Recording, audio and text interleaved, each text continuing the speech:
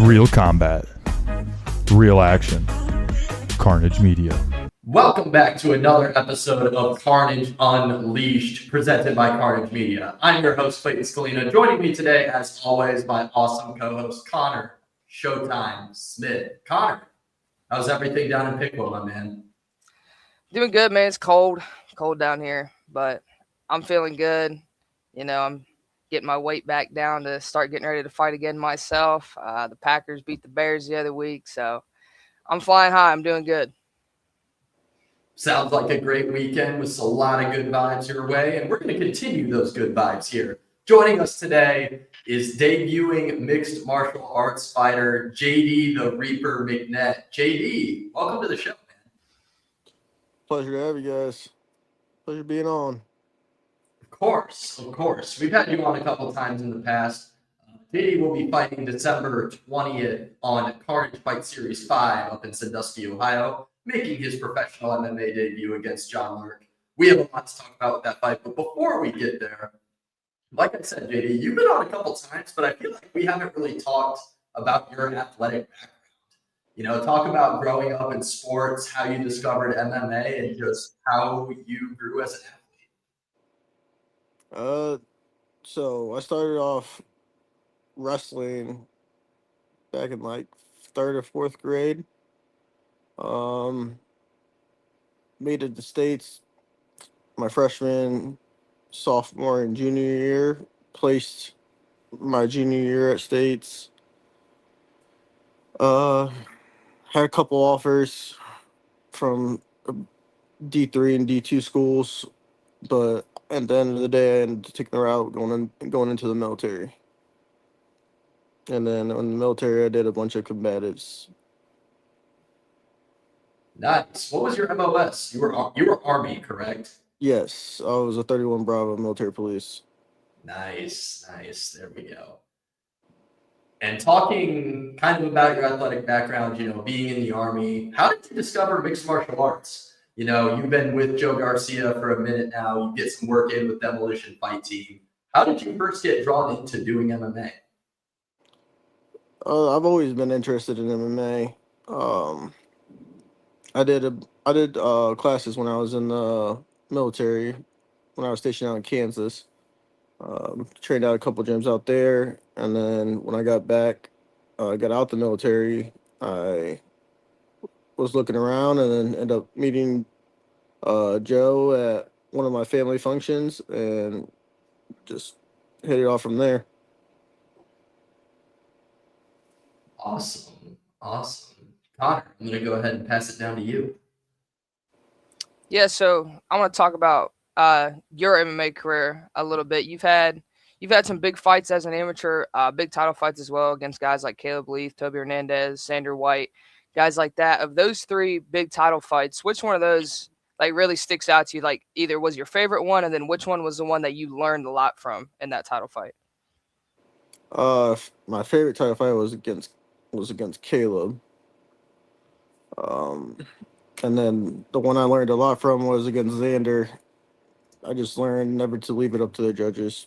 You got to either stop it or just never leave it up to the judge's hand, because you never know what's going to happen. I feel you on that one, brother. I feel you on that one. I want to talk to you too. This fight, your first fight as a professional. It's 155 pounds. I know you fought heavier. You fought at 55. I believe you've mentioned going lower to 45. What is your plan now as a professional fighter with that day before weigh-ins? Is 155 the weight class, or do you plan to move around a little more? So this fight I'm going 155, and then I'm going to drop down to 145 for my next fight. Absolutely. Then hitting that 145, is that where you plan? That's where you plan to stay the rest of your pro career? Yep, plan on staying at 145 for the rest of the pro. Absolutely. And talking about this fight against John, obviously we're fighters, we look into our opponents, we look into our, what we got coming up. What is one area you see that that's his strong suit, but then there's also an area where you see that's where you got him, you got the advantage over John? I would say his strong suit would be his Muay Thai with kicking, and I think the one area I probably got him is, again, my strong suit is my grappling and wrestling. Absolutely. I mean, watching your fights, I know you have a dominant wrestling style, which is, I mean, it's hard for people to keep up with for sure, especially a guy that is more, if you would consider more of a striker, having to deal with that wrestling. And then I wanted to ask you about as well, for people, I've said we've had you on here, we've talked to you before, but what is, we talked about a little bit with that wrestling, but what can we come to expect from JD? When JD gets in the cage, what type of fight should we be expecting? I know it's just gonna be an all-out war. This is gonna be a battle, and it's gonna be a great show. Everyone's me and him are gonna put on a show for the event. I can't wait for it. I'll be calling it from commentary that night, so I'm excited for it. I'm going to pass it back to Clayton for some more questions for you. Yeah, for sure. So we've touched on it a little bit already. You've been training with Joe Garcia MMA. You're one of the staples of that gym. But recently on social media, we've been seeing that you've been getting some work in with the guys at Demolition Fight Team. Can you just talk about how you ended up getting some rounds in there? Ever since the first pro boxing fight that I had with Dylan, ever since then, and I needed just to see different looks, and been training with Dylan and Q and Charlie and Josh Frazier, and with Gary. I mean, they've improved my fight game a lot. We're just training with better guys. Do you feel that was like just a variety of partners was something you were kind of missing at Garcia?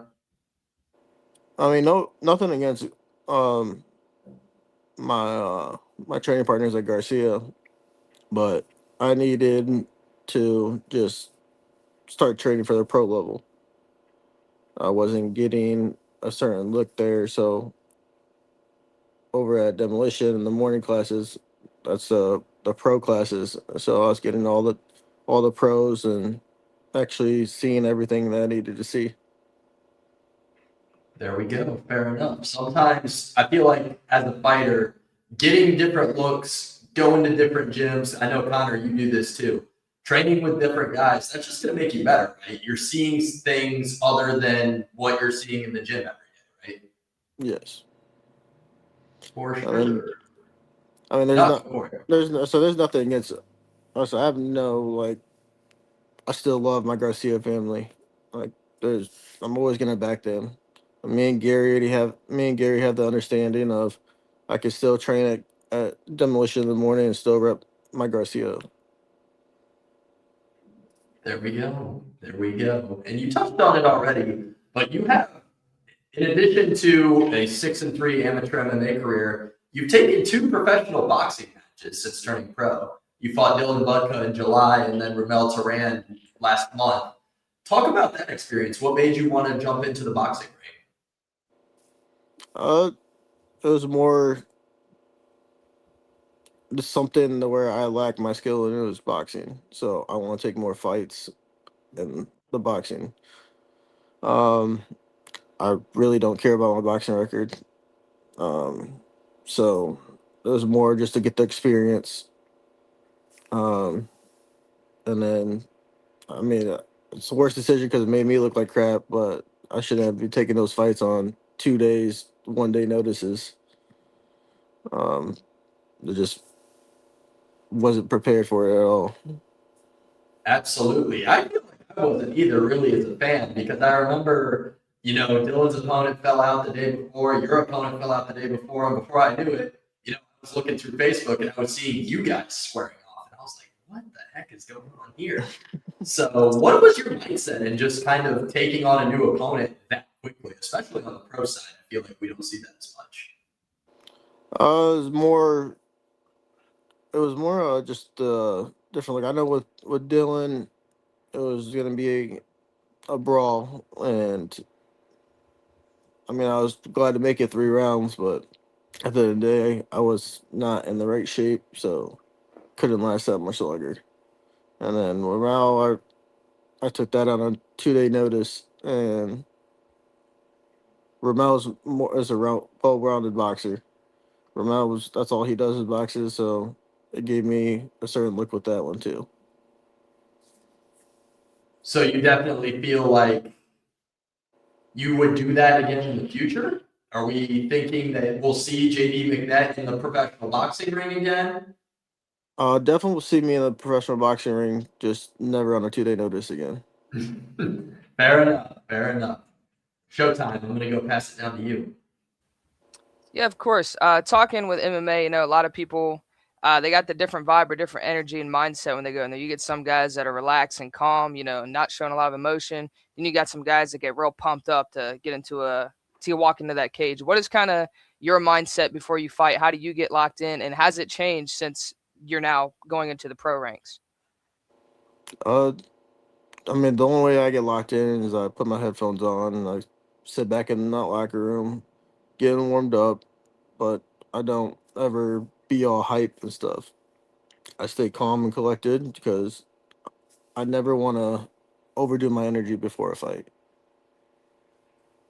Makes sense. Speaking of that, what's playing in them headphones? What's getting JD locked in before a fight? Uh, Honestly, it's a lot of country music and some mixture of some little bit of rap. Um, there's a song called "I Can't Walk on the Water" uh, that really gets me in the right state of mind. And then another rap song that I like. That's by YM and Gus. It's called El Miramaro. That really gets me in the mood too. Absolutely. So I know when I see you on the 20th, you got them headphones on. I know what's playing in there. I know what's going on in them headphones. And then one more I wanted to ask for you. Say everything goes well, you get the win on the 20th. What can we expect to see JD next? Will it be a boxing fight next? Do you think it'll be an MMA fight? What are we thinking? uh, it might be a boxing fight before the next MMA. After this fight, I'm not gonna go and slam food and stuff like that because I'm starting to make that cut down to 145, and then I know this first cut's gonna be hell. Oh yeah, cutting is my least favorite part of all this stuff, so I get that one. I'm gonna pass it back to Clayton for a few more questions for you now. Yeah, for sure. So, JD, talk about some of your training partners. You know, you mentioned Quentin Richards, Dylan Budka, Josh Frazier, Charlie Cleveland. Is there anything specific that you guys have been working on for you in this camp? Uh, it's more. I'm expecting that he's gonna throw some high kicks because he wasn't able to throw head kicks as an amateur. And with me being smaller than him, it's going to be a lot easier for him to throw those head kicks. So I'm expecting him to throw a lot more of those head kicks and using a lot of kicks to keep keep the distance. So we've been working on closing the distance, setting up some shots and either getting to the ground or either taking it the distance up top. And then looking ahead, like Connor said, say this fight goes your way, you know, the cards fall in your favor, you get your hand raised. What can we expect from JD McNett in 2026? You know, are you planning on being active? You talked about pro boxing, MMA. What can we expect? It's going to be a really active year for next year. How many fights on. are you thinking? I'm probably with just MMA. I'm probably thinking for MMA probably 3 or 4, and then boxing probably another 3. That's about a fight every 2 month and a half, 2 months. That's a pretty crazy pace. So talk about your recovery process. You know, I've seen videos of you going to the Y, again, working out with the guys at Demolition. Has turning professional changed your recovery process at all?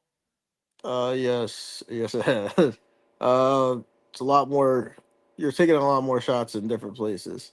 Unlike as an amateur, you're only taking shots to the body, the legs, but now you're taking shots to the head, and so my thing is after training or after a long week of training, I'll go to Revive in Perrysburg and go do some the cryotherapy chamber and do the pressure massage, the infrared saunas. It's a good time there. Do you have a favorite? Anything that kind of jumps out to you where you're like, yeah, that's absolutely Definitely the cryotherapy. really? Sit in that cold chamber. It's the best feeling walking out of there. I can imagine, man. I just started cold plunging. I hate cold water. Oh, you gotta It's love it. just So good for your body. oh, it's good for you. Those are the worst. That's the worst 3 minutes of my day. I'll tell you what. Yes, I love taking ice baths. It's a great time. Anything to keep my body healthy. Absolutely. You got to prioritize staying healthy, especially on the regional team when you're fighting a lot more. But this might not be a healthy question, but I'm going to ask it anyway. You get your hand raised December 20th, you walk out of the cage, hard part's done. The people want to know, what is your go-to post-fight meal? Is there anything that you do kind of traditionally, anything that you like specifically? What does JD go for after a fight? Post-fight meal, I would say I love me some Mexican food. Anything Mexican food, I love. I usually the next day I usually go up to Mexican town up in Detroit and get some barbacoa. Love it. Dang, that's some commitment right there, because that's about a 2-hour drive from where you live, right? It's an hour. I live in Michigan. Oh, I didn't know that. What part of Michigan do you live in? I live in Erie. Oh, okay. I got you. Well, Connor, it's that time of the show, my man. You know what to do. All right, JD, it's time. My favorite question.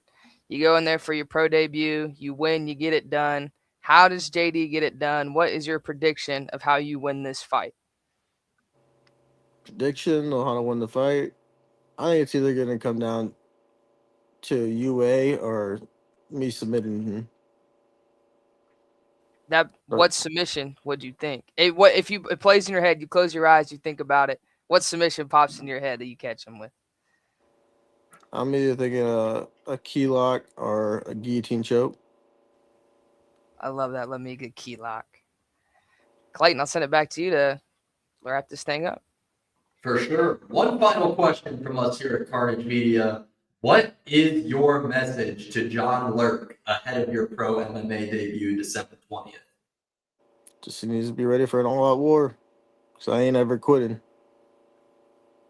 There we go. That's what we like to hear. JD, thank you for your time. We appreciate having you on the show. This is the time when you can shout out any sponsors, teammates, whatever you'd like. The floor is yours, my man. Of course, shout out my Garcia MMA gym. And then, of course, the people that have been helping me, the Demolition, with Gary and Dylan and Q and Charlie and Josh Frazier. Appreciate them for helping me get ready for this fight. The best training camp I've had. And then my two sponsors, shout out Pain and Beauty Tattoo Parlor, and then Bucks Platinum. There we go. We are nothing without our sponsors. JD, once again, thank you for coming on the show, and we are looking forward to seeing you on December 20th. So it's gonna be a war. I hope you guys enjoy the show. I'm sure we will. We'll see you on the 20th. Yes, sir. See you later.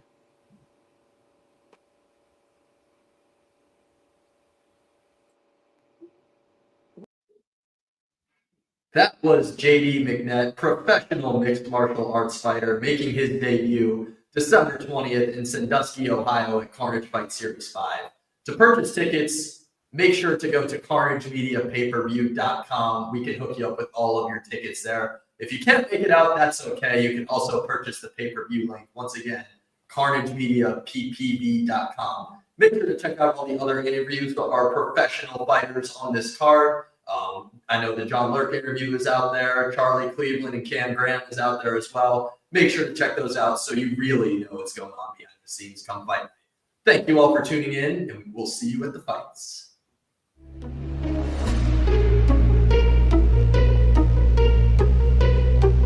'Twas the fights before Christmas, and not a fan is idle, as two warriors clash for the welterweight title. Quentin Richards versus Drew Fickett.